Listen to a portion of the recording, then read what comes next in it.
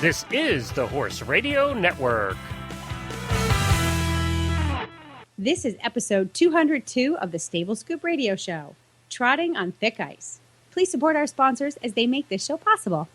Equity Manufacturing, home of the coolest manure fork ever invented. And Kentucky Performance Products, scientifically proven supplements for your horse. You can find them all at stablescoop.com.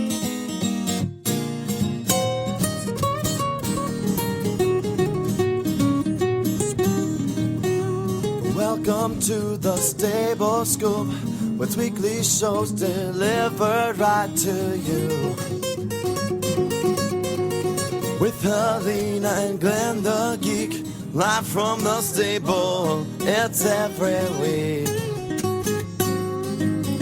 They bring you the news through hail or high water, while using their tails as their own fly swatters. So sit on down and laugh till you poop, cause it's time again for Stable Scoop. Stable Scoop. The Stable Scoop. Stable Scoop. This is Glenn the Geek. And this is Helena B. And you're barely listening to the Stable Scoop Radio Show on the Horse Radio Network, because really, Glenn and I have done 7 takes just the opener. Yeah, we're barely doing the show, which is why you're barely listening, and have been having technical issues since Tropical Storm Debbie dumped about 25 inches of rain on us. I have this image of you sitting at your desk with a face mask and a snorkel thing. Waders. Yeah, waders, snorkel. You know, the one good thing about Florida is with all the sand, everything sinks in. And the next morning after we had Sunday, we had 12 inches of rain in one day. What? Yeah, in one day. It just came down all day. And then the next morning, it looked like it hadn't rained at all. It's the way it is in Florida. It just disappears. Now, there are parts that get flooded and stuff, but we learned that we're in a pretty good spot here. We didn't have any flooding. That was nice. That was my question, is how did your property handle all that? No, it was great. We only had a couple of tree branches down and things like that. We worry about trees coming down, too. My brother had a great big tree, probably about 3 foot across at the base, came down between his house and his barn. Oh, my God. And the horse was in the barn. So, that was about a mile from us. I helped him cut that up last night. Oh, yeah. So, there were a lot of flooding and a lot of damage in places, and my internet, apparently. Why did the tree come down? Was it wind, or was it just from soaking ground? You know what happens, too? We get moss here. We got that moss that grows all over the trees. Yeah. And it acts like a great big sponge. So if a tree has a weakness, that moss gets heavier and heavier when it rains, right, and it just pulls the trees down, and that's why you see so many trees that come down. Right. So you have a lot of old trees here, these old live oaks and stuff. Yeah, they're big and heavy and beefy, and then with the moss, and so you have to really stay on top of keeping them pruned. You do, and that isn't cheap. That's not cheap because they're huge. No, exactly, and they're really, it's not like they're straight, easy limbs like a maple tree or something. They've got those windy, curvy limbs. That's right, and they're just tall, really, really tall. But anyway, they aren't listening to hear about trees in Florida. But I do have something funny I want to read to you here. I think it's funny. And Jamie, yesterday in the morning show, I read a list about why horse guys don't like dating, or why guys don't like dating horse girls. And she got all upset and said, "I dare you by tomorrow to come up with the good things about dating horse girls." And so this morning I worked on this for about an hour, and I came up with a list. Do you want to hear it? These are the top 10 good things about dating or marrying a horse girl. Yes, of course. Okay, so here you go. This was my list in response to Jamie getting all mad at me. So here we are. And I put some time and effort into this. So. And these aren't in any particular order. They're just written down as I thought of them. Number 1, you can cancel your gym membership. You will be getting plenty of exercise around the farm, cleaning, mending, fixing, chasing, repairing, building, etc., etc., etc. Yes. Our first farm that we got when I met Jennifer, she had this farm, actually. It was about 100 acres, and it was kind of an old rundown place. And I'll tell you what, I never knew so many things went into making place safe for horses. It was incredible. You don't need a gym membership. You're going to get buff all over the farm. Whether you want to or not. Whether you want to or not. Exactly right. Okay. And 2, you don't have to lie about blowing off work to go to the racetrack because she'll go with you. Very easy. Yep. Don't have to worry about that one. Number 3, tight-fitting breeches. And I think that speaks for itself. That's a Glenn the Geek original. Well, it's the only reason I went to horse shows early on. I learned very quickly when you go to horse shows, she drugged me to horse shows and dressage shows nonetheless. But, boy, those breeches are tight. Whew. Oh, come on. The poor dressage girls getting beat up as it is. Go easy on them. 4, horse. Are you kidding? Dressage is going to make out thanks to this Gobert thing. I know. They've had more publicity than they've ever had.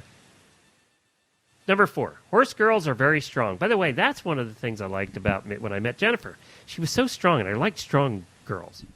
Okay. And horse girls are very strong. You will never have to worry about that beer bottle cap again. Here, Jennifer, can you open this for me? Number 5, horse girls tend not to be clothes hounds or wear tons of makeup, so you will save money. And that is true. They tend, as a whole, to not be... Jennifer shops at Goodwill. To get her jeans and stuff, because she says, well, why should I buy a $40 pair of jeans when I'm going to trash it tomorrow? And you're not a big clothes hound or makeup person either. I used to be. Yeah, but now that you're horsey, you're not. Right. I just buy breeches and boots and saddle pads instead of lipstick and shoes. Yeah, I don't know that I've ever seen you in makeup. Maybe, oh, yes, I do. One haunt ball we went to together. Yeah. And that's when I go to a horsey event. That's when I break out my makeup. If I go to a polo event or one of the hunt tees or something like that. Or that might be the last time I ever saw you in a dress. Come to think I know. Well, you know what I do? My great big secret is I go to one of the local makeup counters or makeup stores, and I say, do my makeup. And I buy like a $50 tube of mascara or something, or your lipstick, and they'll do your whole face, your whole makeup. Do they give you samples, too? Can you get samples? Yeah, you get samples. Oh, well, see, and so, samples which is good because, if I buy, let's say, a tube of, whatever you call it, a stick of lipstick, for most people, it would last them like maybe a couple of months. But for me, it lasts a couple of years. Right. And, you're supposed to throw it out after a while. So those sample sizes are much better because then I use them faster, 1 or 2 uses. But, yeah, so for all you horse girls out there, if you don't want to, or you can't invest in makeup, you have a big event coming, go to your local makeup counter and splurge on a little lipstick, and they'll make you look fabulous. There you go. That should go on Horse Tip Daily, I guess. Yeah, that's right. That's true. We should. That's short and sweet. Yeah, but no, we do not spend a ton of money on makeup, and we do spend a ton of money on clothes. It's just that they're riding clothes. That's right. Yeah, and Jennifer, my wife tends to not have been that way either. She always bought the used stuff at the tack shops and things like that. She's kind of frugal. She's more frugal than I am, actually. Yeah, she's frugal in a good way. Yeah. Number 6, they tend to fall asleep early, so you will have the remote to yourself after 9 p.m. 9 o'clock every night. That's right. Boom. That is true, too. That is true. Now, but the problem you have with that one is after you become a horse husband and you're out there cleaning, mending, fixing, chasing, repairing, and building every day, as in number 1, you're tired too, and you tend to fall asleep at 9 o'clock, so number 6 isn't as important then. That's true. That's true. Number 7. You know what I didn't put on that list was putting up hay. Oh, you will burn 1 million calories an hour. That's right. Doing that. Putting up hay. We moved from one farm to another, and we had just gotten 2 weeks before we knew everything was going to be done, we had gotten an offer to get a tractor-trailer truckload of hay at a really good price. Yeah. 2 weeks before we moved, we got a tractor-trailer truckload of hay. You know what that meant? No. That when we moved, we had to move in a tractor-trailer truckload of hay. Oh, when you moved, like... Yeah, 2 weeks before we moved. Home. So we had to get another flatbed tractor-trailer to come in to move the tractor-trailer truckload of hay over to the new farm. That was a pain. I'll never forget that. That was the worst part of that move. There's a difference between certain hay bales, too. You got the 40-pounders and the 60-pounders and the 80-pounders. Yeah, you do. And this particular group used to make about the 60, 70-pounders. And I'm telling you, after you've done that for an hour or two, you want to die in the heat. When you're buying the hay to feed to your horses, you're very excited when you get a 60-pound bale of hay. But when you're the horse husband who's got to move it from point A to point B... Yeah, that's true. Anyway, number 7, they are easy to please. Horsewomen, a new shaken fork, a new pair of paddocks, or even a lighted hoof pick will make them happy. You can buy them a wheelbarrow. If they need a wheelbarrow, you can buy them a wheelbarrow, and it'll make their day. Even if we don't need a wheelbarrow, it'll make our day. That's true. The simplest things can make their day. And, horse girls are the exception. You know how they say don't buy tools for your girlfriend on, like, their birthday or Christmas? Yeah. Horse girls want tools. Yep, tools. Remember my vice grip? What was that thing? Remember the grip I had that helped me move my stall mats? The C-clamps. C-clamps. Yeah. Get your girl some C-clamps, man. That is the most romantic thing ever. Number 8, you can save money on haircuts. They are great with clippers. Now, I have never actually let Jennifer touch me with the clippers because I really didn't want a crew cut. I was a little afraid of the crew cut. Mm-hmm. So I haven't actually gone that route yet. I did, several years ago, start to cut Peter's hair with the clippers. Oh, really? Did you put it on, like, number 1 and give him a buzz cut? My hand was shaking because I didn't want to mess it up. So Peter's a brave man. He had a square in the back of his head. Oh, no. Did you do that intentionally? Tell the truth. And I made the mistake of going, uh-oh. And he was like, what? And, of course, he puts his hand in the back of his head. He's like, give me the clippers. Turn them off. Give me the clippers. Get away.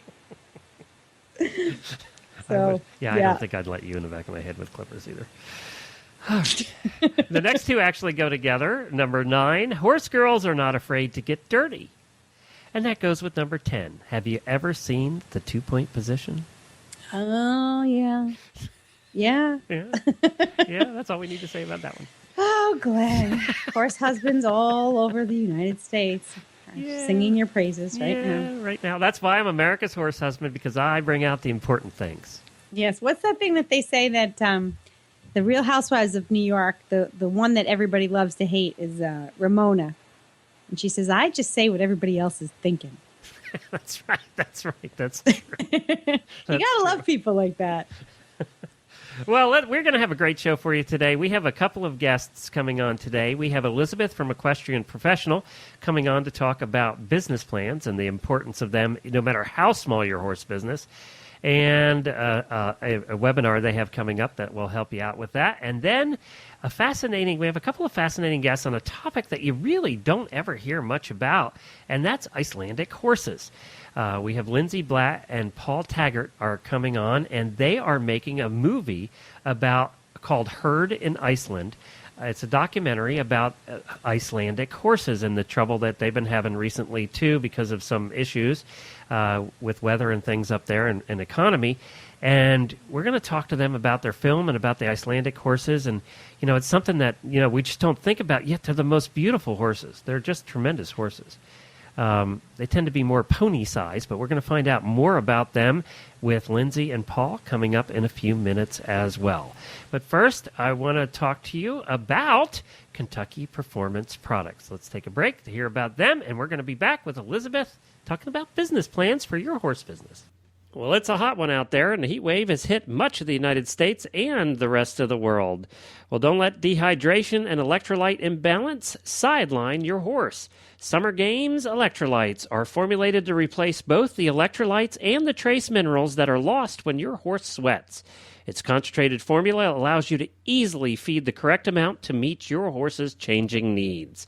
This electrolyte was developed for the equine athletes at the 1996 Olympic Games in Atlanta. We all know that it can get hot in Atlanta. For horses on the go, use Summer Games Electrolyte Plus Paste. Each dose contains a serving of Nalox equine antacid for double the protection against stress.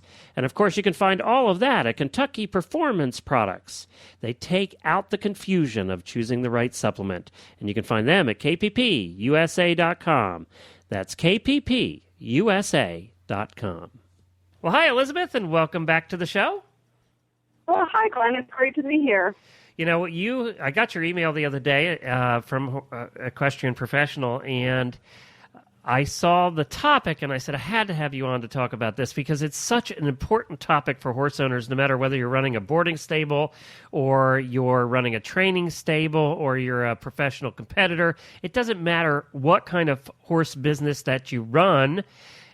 It's the business plan issue is something that just gets overlooked so much. So tell us first about the masterclass and how people can get there and find it. Okay. Well, the master class is actually a members-only program we have for equestrian professional members. And we started having master classes because we wanted to focus on specific topics in the horse business and have it more like a group coaching session. And so it takes place July 2nd, Monday, July 2nd at 6 p.m. Pacific, 8 Central, 9 Eastern.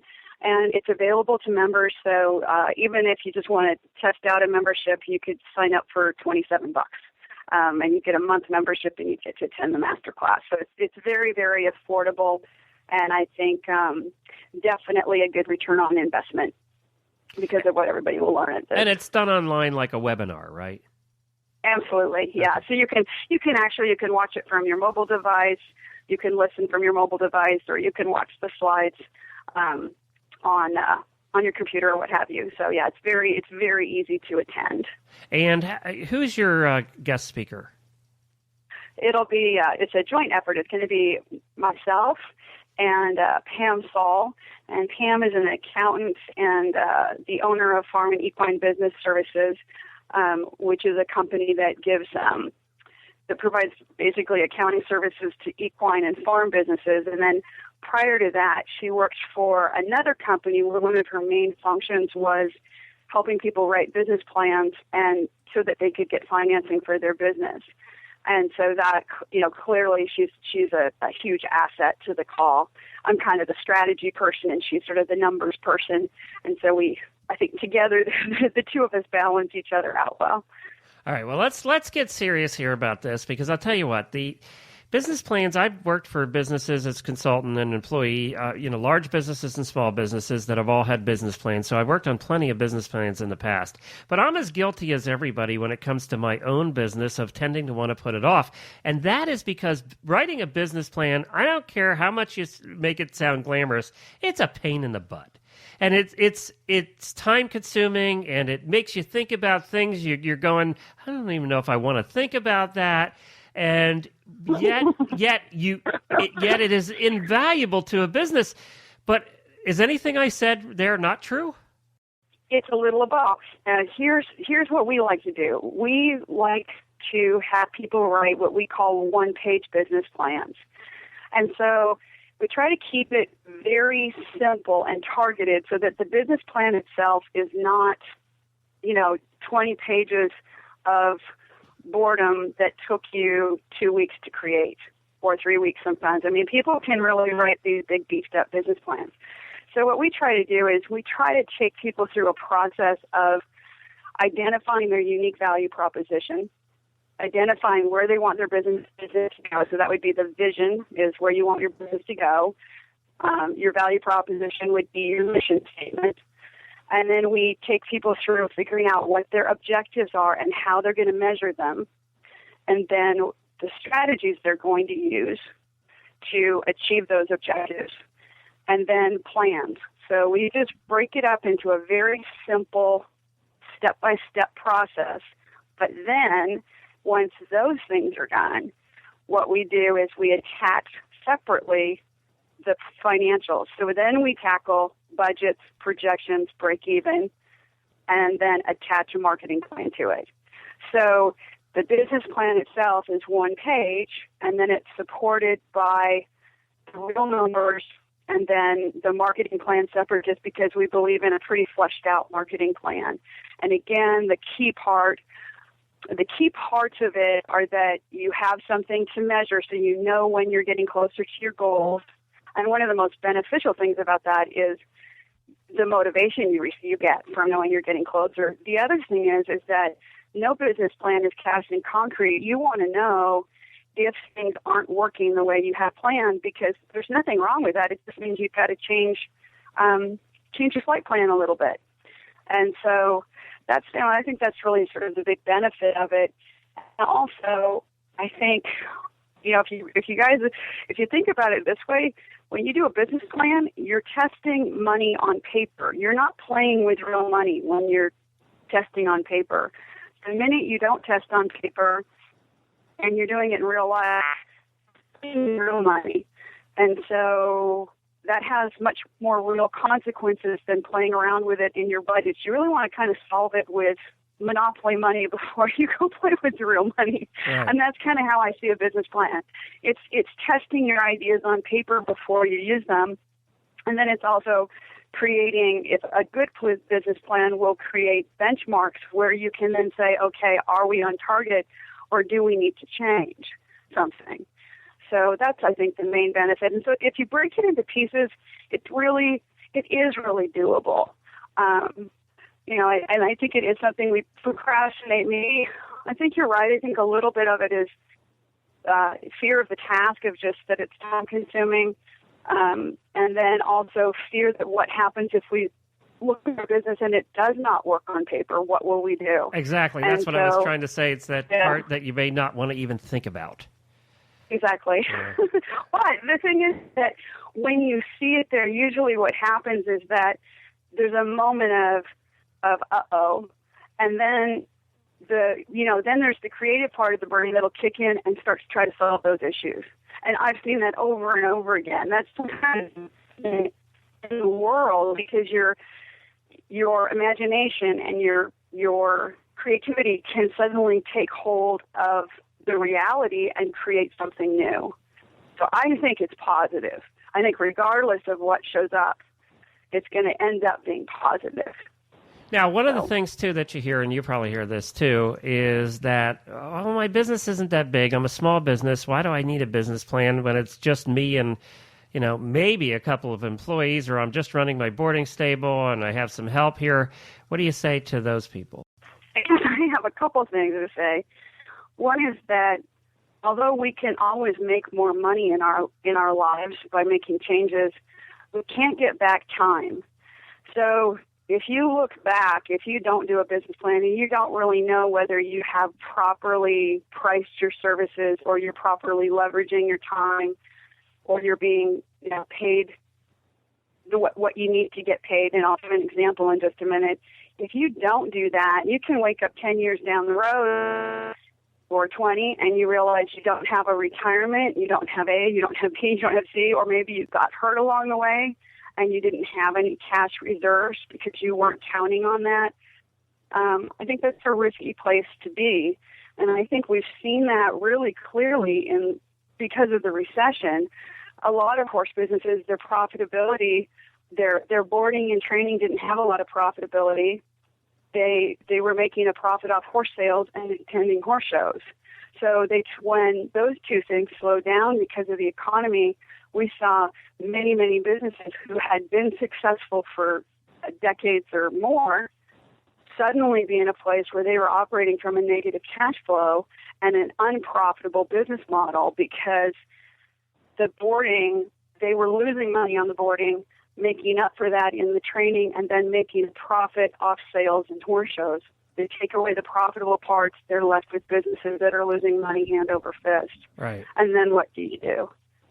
So I think it's really critical that you know what parts of your business are doing what. Most horse professionals have there's definitely the traveling trainer who just goes from barn to barn and teaches, and their business is very straightforward. But most horse professionals have more complex businesses with multiple streams, and sometimes those income streams get so intermingled that they don't really understand what part is profitable, what's making their business work, what's maybe not working. And so I think it just is a matter of, you gave me the example once of if you put your head in the sand, you was something you had an ostrich joke. Yeah. If you put your head in your sand, your butt's sticking straight up in the air for somebody to kick it. Yeah, that was it. So yeah, I just think it's worthwhile. It does not take that much time. It does take some courage, and the way we break it down with some of the individual calculators and tools on the site, we make it really I think we make it really easy to where you can get through it in a step-by-step way that makes sense.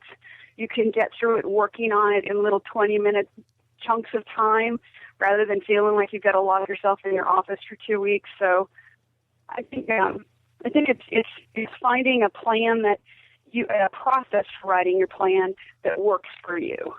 All right, terrific. And you can find out more about this by going to equestrianprofessional.com. The webinar called How to Write and Use a Business Plan is going to be held on July the 2nd, just coming up here, at 6 p.m. Pacific, 8 Central, 9 Eastern. And it's Elizabeth and her guest, Pam Saul. I think it's going to be fascinating, and people can check it out on your website, and I hope that they sign up and can learn a little bit more about this important part of running a horse business. Well, hi, Joseph, from EquityMFG.com. Welcome back to the show. Hello, Glenn. It's good to be here. You know, we're talking fencing. We talked fencing the last time we were together, and we're talking fencing again. You know, we just put up what I call a semi-permanent fencing, in that we use the tape and wooden posts and T-posts and things. And then I was talking to my co-host on the morning show the other day, Jamie, and they live in Arizona, and I have never had this because I've never lived in an area that did this, but they use pipe fencing. And one of the things, you know, and then I have some friends, we have some people in the neighborhood here that use the vinyl fencing, three board, I guess you call it, vinyl fencing. Now, one of the issues that they still have is that the horses, to get to grass, grass is always greener on the other side. I don't care what kind of fence you have. Yep. And if you don't have any kind of box wire, you know, no climb or anything, the horses still want to stick their heads through it. So, well, with spring here, I thought I'd talk a little bit about two of the products that are especially useful this time of year for the very reason that you're talking about. The first one is our pipe panel clamp, which are fence insulators that are made especially for pipe fencing. And the type that Jamie has are panels that are anywhere from 8 to 25 feet long that are very portable, and you just clamp them together. And pipe panel has all the spaces between the pipes that the horses can reach through to get the grass that's within a couple of feet. And this leaning through the fence is really tough on the fence, but it quickly rubs out your horse's manes. So at our ranch, I couldn't find any way to put a hot wire, which is the obvious solution, a hot wire on pipe fence.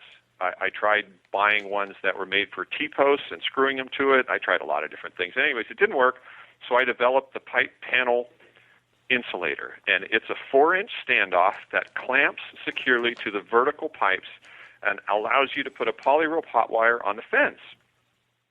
You can put one in the center of the fence, which is where most horses tend to stick their head through, or if you have a really determined horse, you might need to install a second scare wire down at the bottom, and that'll keep them from getting down on their knees and sticking their neck underneath. The pipe panel clamps cost about $1 a piece, and they'll save your pipe fencing and your horse's mane's appearance prior to the show season. We've been selling them for more than 10 years, and the ones we sold back at the very beginning are still holding up now. We don't use inferior plastics, so our insulators last for years without cracking, and they're available on our website at www.equiteemfg.com. All right, terrific. Well, thank you, Joseph. EquityMFG.com.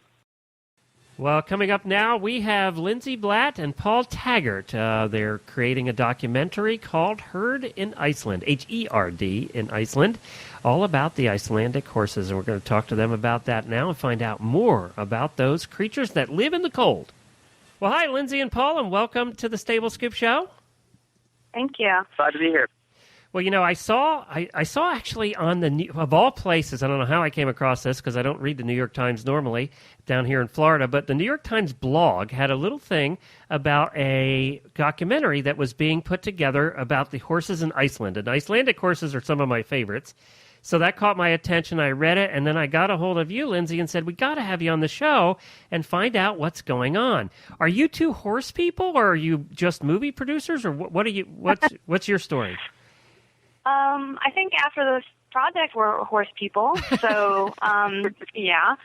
Both Paul and I live in New York, so it's kind of hard to be, horse people in the sense that we'd like to be, I think. But, I grew up riding horses and have been in New York for about 11 years now. So since I left Arizona, not so much. Don't have too many opportunities to go riding. So you're talking New York City, because there's lots of opportunities to ride in New York, the state. But, right. Yeah. New York City. Okay. All right, cool. Well, maybe you could change that. I would. We actually had the opportunity to ride in New York City right before we started this project. So there is some riding in the city as well, too. Yeah. Well, yes. You need well, to Brooklyn, maybe not so horses. much. They do fine down there. They would do fine. Yeah, as long tough. as they're not pulling carriages. You know how I feel about carriages. Yeah. Yes. All right. So how did you get interested in of all things, Icelandic horses, and of all things, going to Iceland to film this project? Paul, you want to start that? Yeah. Well, Lindsay actually came to me with the project a little over 2 years ago. She was actually flying through Iceland on a layover and saw some material about these roundups and was just sort of struck by it as subject matter. And we'd worked together sort of collaboratively over about 7 years on different projects, usually nature-related or animal-related. We'd worked on a project in Antarctica about whales. And so she contacted me, and I was super enthusiastic about it. And I wasn't really raised on horses, but I grew up in Oklahoma, and as a kid would often go out, riding with friends and family on vacations and things like this. And so it was sort of a natural project for the two of us to do together. And we thought we'd just do it 1 year, and we just fell in love with it. And once I actually got to go out riding on the Icelandic, and we're going up these huge mountains on this small horse, I was just blown away. And we went back for a second year, and it's kind of just been a passion project ever since. Paul, haven't you seen a trend here? Lindsay's, in fact, trying to kill you. Antarctica and Iceland. Doesn't she ever pick any place warm with a beach? Spoken like a true horse husband, Glenn. Isn't there horses that are in hardship in Jamaica? We just have to do something now more on the equator. Now that we've kind of covered both poles, we'll have to just kind of do something right in the middle there. There you go. You balance it out. Now, so the first time you actually laid eyes on the Icelandic herd was from the air? No, definitely not. Actually, there's a place in the Berkshires where we went riding before, because when Paul signed on and said, yeah, we should definitely do this project, I was like, well, you haven't even seen these horses before. So we went riding in the Berkshires because there's a farm up there.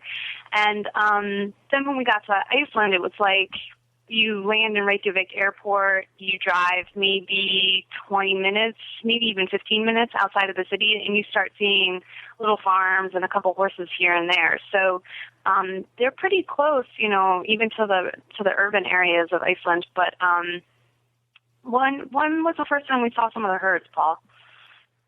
It was literally right outside of Reykjavik. And Reykjavik is, the largest city in Iceland, but it's also still pretty small, so it doesn't take long to get outside the city. And we were outside and jet lagged, well, not jet lagged, but just tired from the flight. And we got outside, and I remember looking over and said to Lindsay, I was like, wow, there's actually just sort of a wild herd on the side of the road.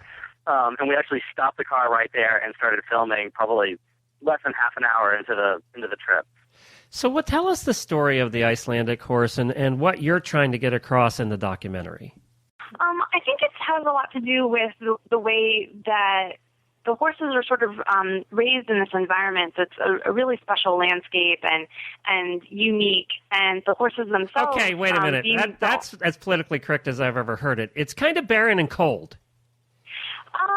It's barren, it's cold part of the year, but not all of the year.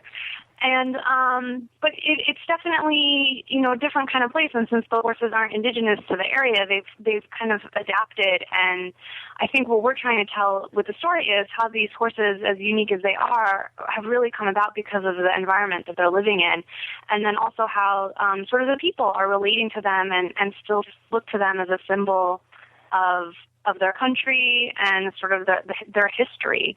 And there are a lot of people there who don't necessarily ride every single day or have their own horses or live on a farm, but they still consider the horse to be a huge part of their identity. And we're just kind of finding a way to tell that story through the beauty of the horses and the beauty of the landscape, really. Now, you said about them being loose. Aren't they, in fact, turned loose, a lot of them in the summer where they kind of live on their own?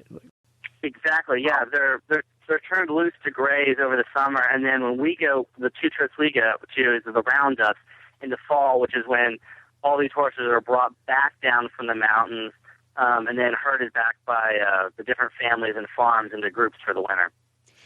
All right, so they're pretty hardy horses. I mean, when I think of an Icelandic, I know they're Icelandic horses, but to me, they look more like ponies. And when I think about ponies, and I actually am keeping a pony now, you realize how hardy they are. How definitely. Right? Okay, so they're hardy, and that right there, that's evolution right before your eyes. Their feet are good. They tend to be able to eat just about anything. They can survive in colder, harsher environments. They can survive in fluctuating environments, which it seems like Iceland has all of the above. And so there's this breed now, the Icelandic horse, who has adapted beautifully to, like you said, this very unique environment. And I guess you'd have to say that the horses represent the people, because the people need to be as adaptable and as hardy. Would you agree? Exactly. Okay. I mean, definitely couldn't have really said it better. The other thing is this is not necessarily an accident. For over 1,000 years, it's been the law of the land. Literally, Icelandic law prohibits other breeds or any other horse coming onto to the island. Oh. So the herd that was brought over, I think, the figure I hear is like about 1,200 years ago. That's the original herd, and all the horses that are in Iceland have come from there. And so it's been 1,000 years of this sort of breeding, and I know that there's some hand in that, but yeah, definitely it's the sort of like natural selection happening as well. Where did the original herd come from? Paul, I don't know if I actually have the exact answer for that. Vikings? Vikings is where they came from, but I don't know necessarily what Scandinavian horse kind of it has turned into. I don't know that. I was just guessing when I said Vikings, but he uses Vikings in every guess. Well, I think what I have been told was that they came over in the holds of the ships. And so they brought over their best horses. Their small and best horses were the ones that were taken out, to kind of go exploring and claim that area. So it's, they're coming from good stock, apparently. And what do they do with the horses there? Do they work? Do they show? Are they used for pleasure, or all the above? All of the above, really. There's definitely a huge tourism industry built around the horses themselves with doing pleasure riding. And a lot of these pleasure riding in like huge groups of, 100 plus people. But then they're also, put to work in the fields, and there's a large, semi-large constraint Iceland, but export business in the horses as well. So there's breeding. And they're exporting them now too, because, clearly the Americans have discovered what great trail horses they are and what easy keepers. So, like 10 years ago, I remember my first introduction to an Icelandic horse, and I was like, what is that? And now they're popping up everywhere. Oh, that's good. See, I don't really know what's happening so much domestically with them, but I do know that there's the competition. And again, if one of the horses leaves Iceland to go and compete or breed or anything like that, they don't. They're also not allowed to return back to the island to help with controlling disease and stuff within the population there. So I think for any of the competition ridings too, they kind of have their own system in place, and I think it works, internationally across the board, where horses can be competing, even though they might not necessarily be together, in the same ring. How cool was it? And I know I read a little bit about the documentary and what you did, and you were really filming, in the air, on foot, on hoof, and you were all over the place. What kind of experience was that? Did you come away with the feeling that you thought you'd come away with, or were you surprised with what you found after being there around the people and the horses? Personally, I came away with, complete exhaustion after 3 weeks of production. But then coming home and like a day later, like really actually missing the animals and missing the landscape and just miss being out there in that clean air. And trying to find ways to actually go riding since I've been back home. So, I mean, I definitely, as somebody who didn't go into it writing in the last 10 years and then writing when I was there, it's like it kind of changed me as a person for sure. What did you find, Lindsay?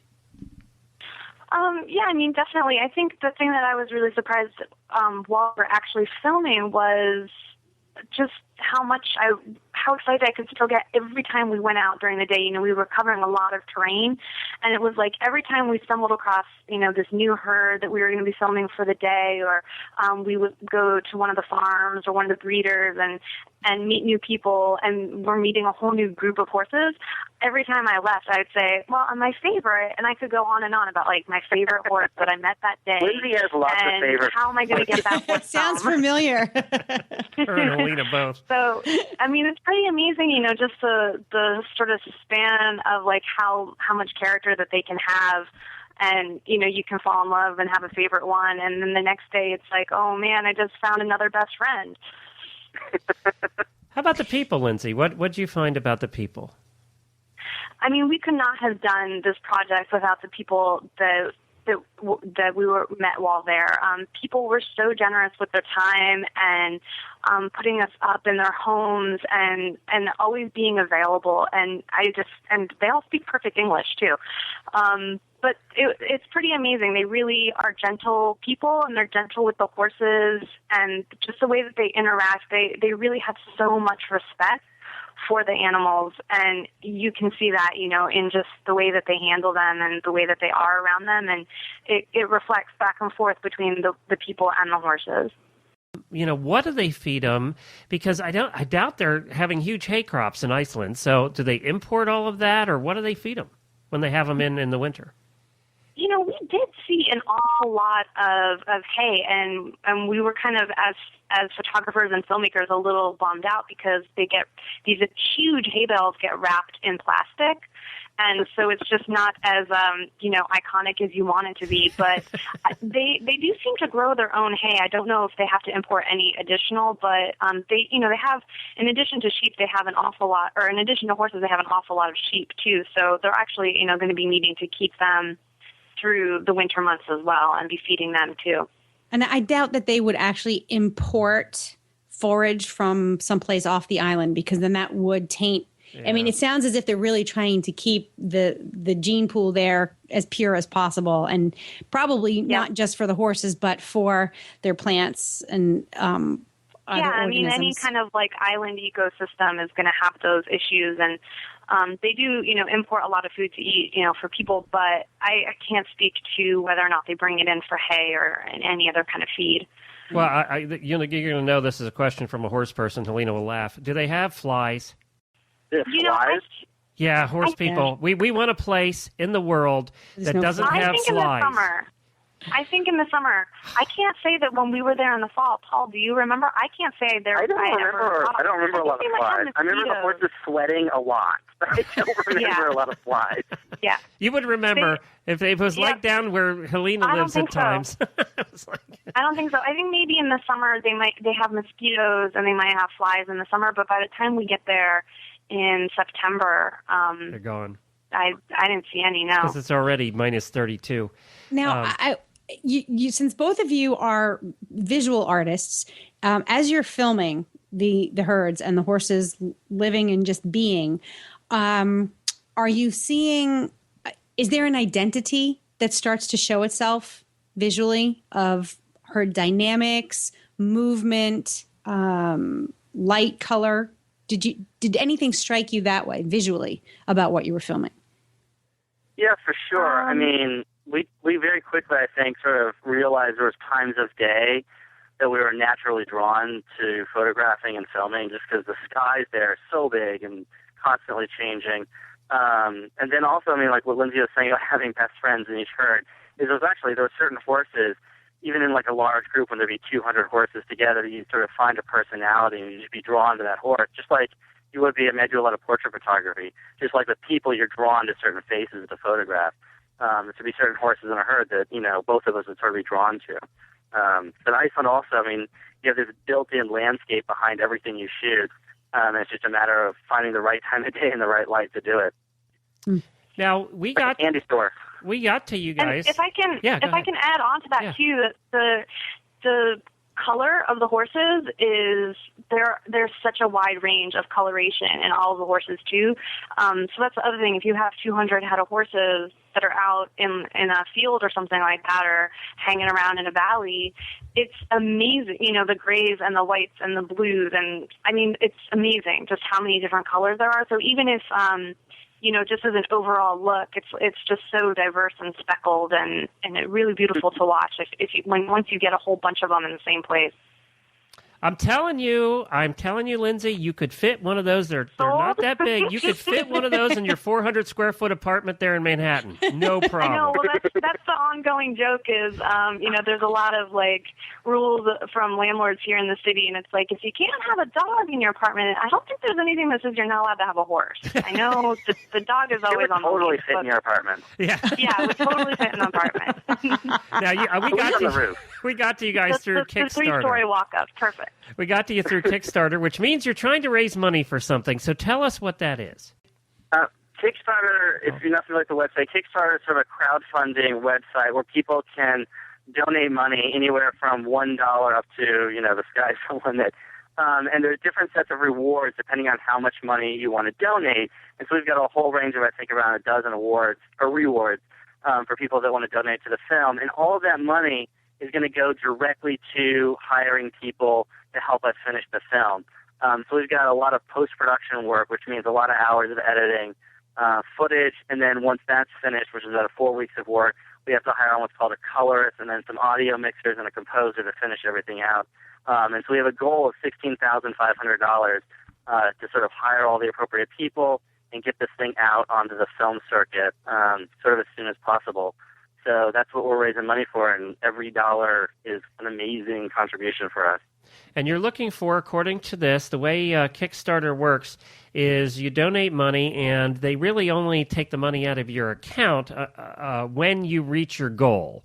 So if we don't get that $16,500 in donations, we don't get anything. That's right. It's all or nothing. That's right. So they're looking for $16,500. They have 28 days to go, and they're up to almost $5,000, which is great because 2 days ago you were at about $150 when I looked. So, that New York Times article helps a lot. I bet. It's just a small paper. But we do. We have you know, really great sort of awards for people who are horse enthusiasts. We have archival photographs from our portfolio signed there. We have some generous donations from 66 North, which is an Icelandic company making like outdoor gear. But definitely like something for everyone. Film and photo workshops with Paul and I individually, and just, you know, any little bit helps. And even if you can just donate like $5, not to sound like, you know, public radio or anything, but it'll just really help to get the project finished. $15, Helena. Guess what they'll do? I love $15, by the way, guys. Lindsay and Paul will pet an Icelandic horse in your honor. I think we're getting the better end of that deal. Yeah, maybe. Do you put a little name tag on it too? You know, there's an idea for 25 your name tag. Yeah, that's a good call. This is great. I wish you guys the best luck. Hey, your listeners out there from all over the world, if you would like to help see this project finished, there is some terrific things. You know, we were kind of joking around, but when you donate some more serious money, there are some terrific things that go along with that. But let's just help them finish this project. And Helena will say this better than me. When you know, any time we can put a positive spin on the horses of this world, that is a wonderful thing. And we thank you guys for taking the time and effort to do that. Yes, they're approaching this with an artistic, loving, compassionate, magnifying glass, which when you see the truth about these horses, what's not to love? Right, Glenn? Right, exactly. And Paul, I have a warning for you. If she calls you up again, it's got to be someplace warm, because I think next time it's going to be like the moon. You know, Don't listen to him, Paul. He doesn't know. I'll go to the moon. I go to the moon. It's probably cold there, too. Lindsay will see to it. There'll be an iceberg that day. Thank you to both of you. Thank you. Thanks, guys. Guess I'm going to have to go sit on an Icelandic or something, or maybe go to Iceland. Yeah, why don't you do that? What do You're you think? close where you live. You're closer than anybody else. I know. It's true, especially today.